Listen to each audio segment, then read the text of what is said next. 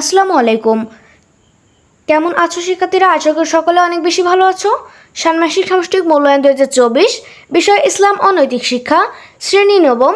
শিক্ষার্থীদের জন্য নির্দেশনা চলে এসেছে তোমাদের প্রশ্ন, এবং আজকেই তোমাদের প্রশ্ন ও উত্তর সহ সমাধান করিয়ে দেব এই এক ভিডিওতে।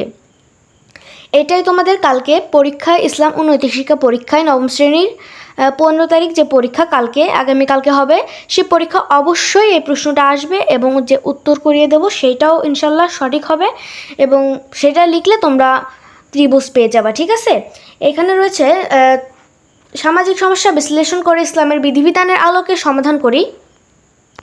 এগুলার পিডিএফ তোমাদের আমি দিয়ে দিব কমিউনিটি সেকশনে, তোমরা যে পিডিএফটা নিয়ে নিবে। ঠিক আছে, এখানে দেখো কাজ 1, সমস্যা বা চ্যালেঞ্জ অনুসন্ধান। এখানে পড়ে নিবা তোমরা।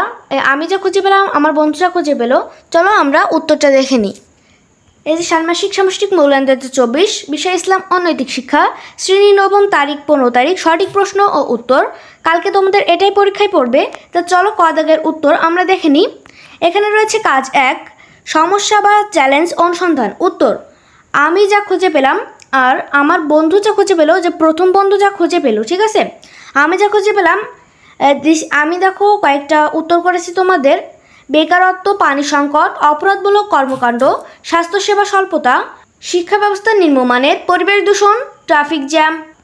এরপরে রয়েছে আমার প্রথম বন্ধু যা খুঁজে পেল, মাদকাসক্তি, গরিবী, শিশুশ্রম, নারীর প্রতি সহিংসতা, বৈষম্য, রাস্তাঘাটের অবস্থা খারাপ, নিকাশি ব্যবস্থার সমস্যা, নিরাপত্তাহীনতা।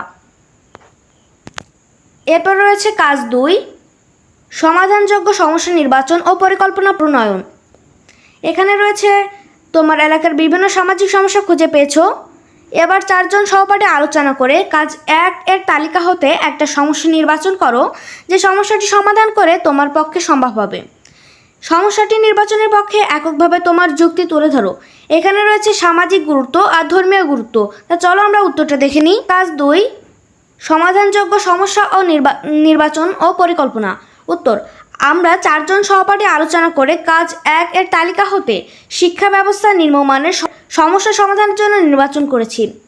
নির্বাচনের পক্ষে যুক্তি, সামাজিক গুরুত্ব, ধর্মীয় গুরুত্ব। এখানে সামাজিক গুরুত্বের ভিতরে রয়েছে সামাজিক উন্নয়ন, ভালো শিক্ষা ব্যবস্থা সমাজের প্রতিটি স্তরে উন্নতি বয়ে আনতে পারে। এটি বেকারত্ব, দারিদ্র্য, অপরাধমূলক কর্মকাণ্ড কমাতে সহায়ক হতে পারে। এরপর রয়েছে মানব সম্পদ উন্নয়ন, শিক্ষার মাধ্যমে আমরা দক্ষ ও জ্ঞানী জনশক্তি তৈরি করতে পারি, যা দেশ ও সমাজের জন্য উপকারী। এরপর রয়েছে ধর্মীয় গুরুত্ব। 1, জ্ঞান অর্জনের গুরুত্ব। অনেক ধর্মেই জ্ঞান অর্জনকে বিশেষভাবে গুরুত্ব দেওয়া হয়েছে। ইসলাম ধর্মে বলা হয়েছে জ্ঞান অর্জন করা প্রত্যেক মুসলিম নরনারীর উপর ফরজ। 2 নম্বরে রয়েছে নৈতিক শিক্ষা। ধর্মীয় শিক্ষার মাধ্যমে নৈতিক ও সামাজিক মূল্যবোধ গড়ে তোলা যায়, যা সামগ্রিক সমাজের জন্য গুরুত্বপূর্ণ। এরপর তোমরা 4 জন সহপাঠী আলোচনা করে নির্বাচিত সমস্যাটি কিভাবে সমাধান করা যেতে পারে তার একটা পরিকল্পনা তৈরি করে উপস্থাপন করো। এখানে নির্বাচিত সমস্যা, চ্যালেঞ্জের নাম, এইগুলো যেগুলো আছে দেখতে পাচ্ছ তোমরা, এগুলো আমরা এখন সমাধান করব। এই যে পরিকল্পনা, শিক্ষা ব্যবস্থা নিম্নমানের সমস্যার সমাধান। নির্বাচিত সমস্যা, চ্যালেঞ্জের নাম, শিক্ষা ব্যবস্থা নিম্নমানের। আমরা শিক্ষা ব্যবস্থা নিম্নমানের এই বিষয়টি আলোচনা করব, মানে এই বিষয়টা আমরা বেছে নিয়েছি। সমস্যা চ্যালেঞ্জটি সমাধানের উদ্দেশ্য শিক্ষার মান উন্নত করা, শিক্ষার্থীদের মধ্যে জ্ঞান অর্জনের আগ্রহ বৃদ্ধি করা, সমাজের উন্নয়নে শিক্ষার ভূমিকা নিশ্চিত করা। সময়, দিন অথবা মাস। প্রাথমিকভাবে 6 মাসের পরিকল্পনা, আমরা 6 মাসের পরিকল্পনা করব। এরপর রয়েছে কার কার সহায়তা প্রয়োজন। স্কুল কর্তৃপক্ষ, শিক্ষক, অভিভাবক, স্থানীয় প্রশাসন, এনজিও, স্থানীয় ধর্মীয় নেতা। এরপর রয়েছে স্ব দায়িত্ব বন্টন। স্ব দায়িত্ব বন্টনের মধ্যে রয়েছে সহপাঠী, মানে 4 জন সহপাঠী মিলে তোমরা যে কাজটি করছো, এখানে 4 জন সহপাঠীর দায়িত্ব স্ব বন্টন করে দিতে হবে, সেটা আলোচনা করা হবে। এখানে রয়েছে সহপাঠী 1, মানে প্রথম সহপাঠীর কাছে কি বন্টন করবা। গবেষণা ও উন্নয়ন। 1, শিক্ষার মান উন্নয়নে বিভিন্ন উপকরণ ও পদ্ধতি গবেষণা করা, অন্যান্য সফল শিক্ষা প্রতিষ্ঠানগুলোর সঙ্গে যোগাযোগ রক্ষা করা। এরপর রয়েছে সহপাঠী 2, সহপাঠী 2 এর কাজ কি? শিক্ষক ও শিক্ষণ পদ্ধতি উন্নয়ন। 1. শিক্ষকদের জন্য প্রশিক্ষণ আয়োজন করা। 2. শিক্ষণ পদ্ধতিতে পরিবর্তন আনা ও নতুন প্রযুক্তি ব্যবহার করা। এরপর রয়েছে সহপাঠীর কাজ। সহপাঠীর 3 নম্বর যে সহপাঠী রয়েছে তার কাজ শিক্ষার্থী ও অভিভাবক সম্পৃক্ততা। 1. শিক্ষার্থীদের মধ্যে শিক্ষার গুরুত্ব বোঝানো। 2. অভিভাবকদের সাথে নিয়মিত মিটিং করা ও তাদের সহায়তা নিশ্চিত করা। এরপর রয়েছে সহপাঠী 4, তার কাজ কি? তার কাজ হলো প্রশাসনিক ও আর্থিক সহায়তা।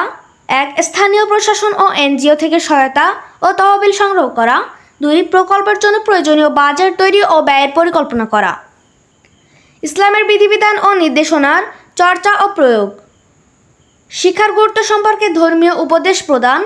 শিক্ষা প্রতিষ্ঠানে ধর্মীয় ক্লাস চালু করা। শিক্ষার্থীদের মধ্যে নৈতিক শিক্ষা ও মূল্যবোধ সৃষ্টি করা। এরপর রয়েছে নৈতিক ও মানবিক। শিক্ষক ও শিক্ষার্থীদের মধ্যে পরস্পর সম্মান ও ভালোবাসার সম্পর্ক স্থাপন করা। শিক্ষার মাধ্যমে সমাজের জন্য ভালো ও নৈতিক মানুষ তৈরি করা। অভাবগ্রস্ত শিক্ষার্থীদের জন্য আর্থিক সহায়তা প্রদান। এভাবে আমরা শিক্ষার ব্যবস্থার মান উন্নয়নে কাজ করতে পারি এবং সমাজের উন্নয়নে ভূমিকা রাখতে পারি। এরপর হচ্ছে কাজ 3, প্রতিবেদন লিখি। তোমাদের বিদ্যালয় বা এলাকার একটা ইতিবাচক উদ্যোগ চিহ্নিত করো।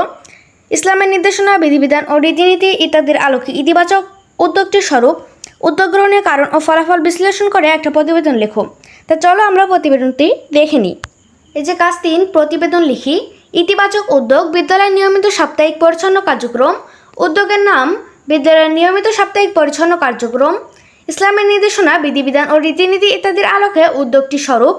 ইসলামের পরিচ্ছন্নতার উপর বিশেষ গুরুত্ব আরোপ করা হয়েছে। হাদিসে বলা হয়েছে পরিচ্ছন্নতা ঈমানের অর্ধেক, সহিহ মুসলিম। এই উদ্যোগের মাধ্যমে শিক্ষার্থীদের পরিচ্ছন্নতা রক্ষার গুরুত্ব সম্পর্কে অবগত করা এবং তাদের মধ্যে পরিচ্ছন্নতার অভ্যাস গড়ে তোলার চেষ্টা করা হয়। উদ্যোগ গ্রহণের কারণ স্বাস্থ্য রক্ষা।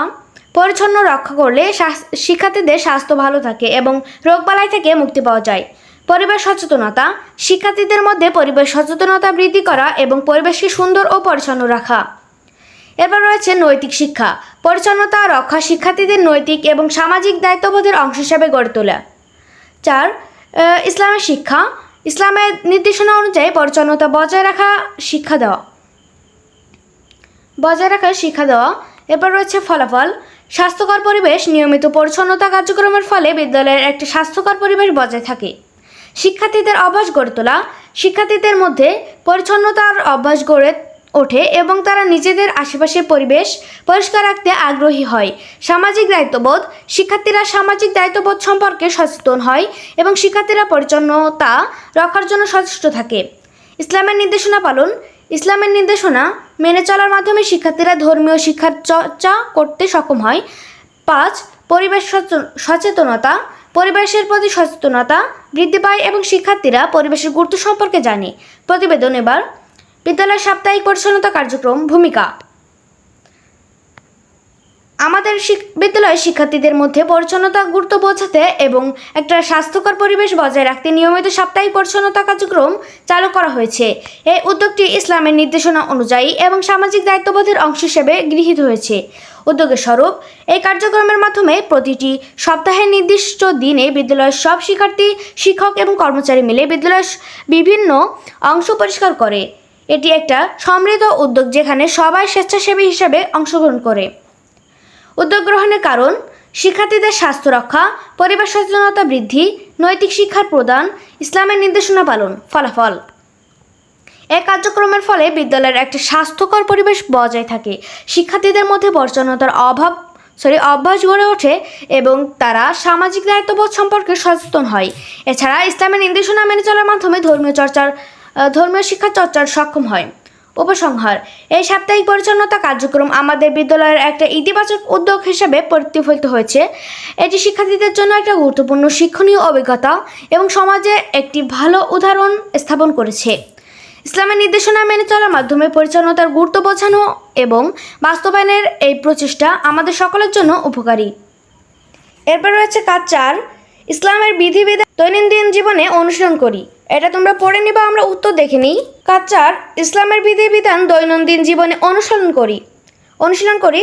এখানে রয়েছে সামাজিক সমস্যা বিশ্লেষণ, শিক্ষা ব্যবস্থা নিম্নমানের, ইসলামের বিধিবিধানের আলোকে সমাধান এবং ব্যক্তিগত জীবনে পরিবর্তন। চিহ্নিত প্রয়োজনীয় পরিবর্তন: 1. নম্রতা ও সম্মান প্রদর্শন। পরিবর্তন: সব শিক্ষার্থী, শিক্ষক ও অন্যান্য সহযোগীদের প্রতি নম্র ও সম্মান প্রদর্শন করা। এরপর রয়েছে অনুশীলন: প্রতিদিনের কথাবার্তা এবং আচরণে সবাইকে সম্মান দেখানো, বিশেষ করে শিক্ষার্থীদের প্রতি বিনয়ী হওয়া এবং তাদের নির্দেশনা মেনে চলা। এবার রয়েছে অধ্যবসায় ও ধৈর্য। পরিবর্তন: অধ্যবসায়ী এবং ধৈর্যশীল হওয়া। অনুশীলন: প্রতিদিন নিয়মিত পড়াশোনা করা এবং সমস্যা সমাধানের সময় ধৈর্য ধরে কাজ করা। 3 রয়েছে শিক্ষা অর্জনের জন্য উৎসাহ। পরিবর্তন: শিক্ষার প্রতি আগ্রহ এবং উৎসাহ বৃদ্ধি করা। অনুশীলন: প্রতিদিন নির্দিষ্ট সময় ধরে পড়াশোনা করা এবং নতুন বিষয় শেখার প্রতি আগ্রহী হওয়া। 4. সহানুভূতি এবং সহমর্মিতা। পরিবর্তন: আমাদের প্রতি সহানুভূতিশীল হওয়া এবং তাদের সমস্যা সমাধানে সহায়তা করা। অনুশীলন: যারা শিক্ষার ক্ষেত্রে পিছিয়ে আছে তাদের প্রতি সহানুভূতিশীল হওয়া এবং তাদের সাহায্য করা। সততা ও নৈতিকতা। পরিবর্তন: সব কাজে সততা এবং নৈতিকতার প্রতি অঙ্গীকারবদ্ধ থাকা। অনুশীলন: প্রতিদিন নিজের কাজ এবং আচরণে সততা বজায় রাখা এবং নৈতিক মূল্যবোধ অনুসরণ করা। এরপর রয়েছে অনুশীলনের ধাপ। 1. দৈনন্দিন রুটিন তৈরি করা। প্রতিদিনের কাজগুলোর জন্য একটা সুনির্দিষ্ট রুটিন তৈরি করা এবং সেই অনুযায়ী কাজ করা। 2. নামাজ এবং ধর্মীয় চর্চা। প্রতিদিন 5 ওয়াক্ত নামাজ আদায় করা এবং কোরআন অধ্যয়ন করা। 3 রয়েছে নতুন কিছু শেখার অভ্যাস। প্রতিদিন নির্দিষ্ট সময় ধরে নতুন কিছু শেখার চেষ্টা করা, যেমন নতুন একটা বই পড়া বা একটা নতুন দক্ষতা অর্জন করা। 4. সহানুভূতির চর্চা। যারা শিক্ষায় পিছিয়ে আছে তাদের সাহায্য করা এবং তাদের উন্নতির জন্য উদ্যোগ নেওয়া। নিয়মিত আত্মসমীক্ষা। প্রতিদিন নিজের কাজ এবং আচরণের মূল্যায়ন করা এবং উন্নতির সুযোগ খোঁজা। এভাবে ইসলামের বিধিবিধান মেনে চলার মাধ্যমে আমরা আমাদের দৈনন্দিন জীবনে বিভিন্ন ক্ষেত্রে পরিবর্তন এনে শিক্ষা ব্যবস্থা উন্নয়নে অবদান রাখতে পারি। আমাদের চ্যানেলে নতুন হয়ে থাকলে চ্যানেলটি সাবস্ক্রাইব করে পাশে থাকবে এবং পাশে থাকা বেল আইকনটি অন করে রাখবে, কারণ আমাদের চ্যানেলে পরীক্ষার আগের দিন রাতে প্রশ্ন সহ উত্তর এইভাবে সলভ করে দেওয়া হয়। তো ধন্যবাদ ভিডিওটি দেখার জন্য, এবং অবশ্যই চ্যানেলটি সাবস্ক্রাইব করে দিবে। এবং আমি তোমাদের সাহায্য করেছি প্রশ্ন উত্তর দিয়ে, এবং তুমি আমাদের সাহায্য করতে পারো। প্লিজ যদি চ্যানেলটি সাবস্ক্রাইব করো এবং ভিডিওটি যদি শেয়ার করে দাও তোমার বন্ধুদের কাছে, তারাও উপকৃত হবে, আমিও উপকৃত হব, এবং তুমিও উপকৃত হয়েছো আমার ভিডিওটি দেখে আশা করা যায়। তা প্লিজ সাবস্ক্রাইব করো ইউনিক ভিডিও চ্যানেলতে। দেখা হচ্ছে নতুন কোনো ভিডিওতে। ততক্ষণ পর্যন্ত ভালো থাকো, সুস্থ থাকো, টেক কেয়ার, আল্লাহ হাফেজ।